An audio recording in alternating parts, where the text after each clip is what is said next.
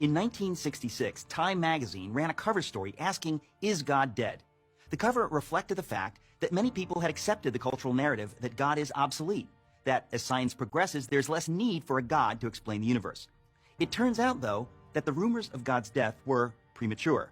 In fact, perhaps the best arguments for his existence come from, of all places, science itself. Here's the story. The same year Time featured its now famous headline, the astronomer Carl Sagan announced that there were two necessary criteria for a planet to support life: the right kind of star and a planet the right distance from that star. Given the roughly octillion planets in the universe, that's one followed by 24 zeros, there should have been about septillion planets, that's one followed by 21 zeros, capable of supporting life. With such spectacular odds, scientists were optimistic that the search for extraterrestrial intelligence, known by its initials SETI, an ambitious project launched in the 1960s, was sure to turn up something soon. With a vast radio telescopic network, scientists listened for signals that resembled coded intelligence. But as the years passed, the silence from the universe was deafening. As of 2014, researchers have discovered precisely bupkis, nada, zilch, which is to say zero followed by an infinite number of zeros. What happened? As our knowledge of the universe increased, it became clear that there were, in fact, far more factors necessary for life, let alone intelligent life, than Sagan supposed. His two parameters grew to 10, then 20, and then 50, which meant that the number of potentially life-supporting planets decreased accordingly. The number dropped to a few thousand planets and kept on plummeting. Even SETI proponents acknowledged the problem. Peter Schenkel wrote in a 2006 piece for Skeptical Inquirer, a magazine that strongly affirms atheism, "In light of new findings and insights, we should quietly admit that the early estimates may no longer be tenable." Today, there are more than 200 known parameters necessary for a planet to support life, every single one of which must be perfectly met or the whole thing falls apart. For example, without a massive gravity-rich planet like Jupiter nearby to draw away asteroids, Earth would be more like an interstellar dartboard than the verdant orb that it is. Simply put, the odds against life in the universe are astonishing.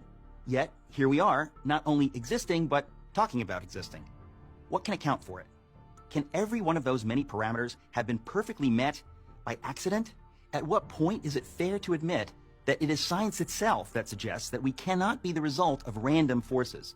Doesn't assuming that an intelligence created these perfect conditions in fact require far less faith than believing that a life-sustaining Earth just happened to beat the inconceivable odds? But wait, there's more. The fine-tuning necessary for life to exist on a planet is nothing compared with the fine-tuning required for the universe to exist at all. For example, astrophysicists now know that the values of the four fundamental forces, gravity, the electromagnetic force, and the strong and weak nuclear forces, were determined less than 1/1,000,000th of a second after the Big Bang. Alter any one of these four values ever so slightly, and the universe as we know it could not exist. For instance, if the ratio between the strong nuclear force and the electromagnetic force had been off by the tiniest fraction of the tiniest inconceivable fraction, then no stars could have formed at all.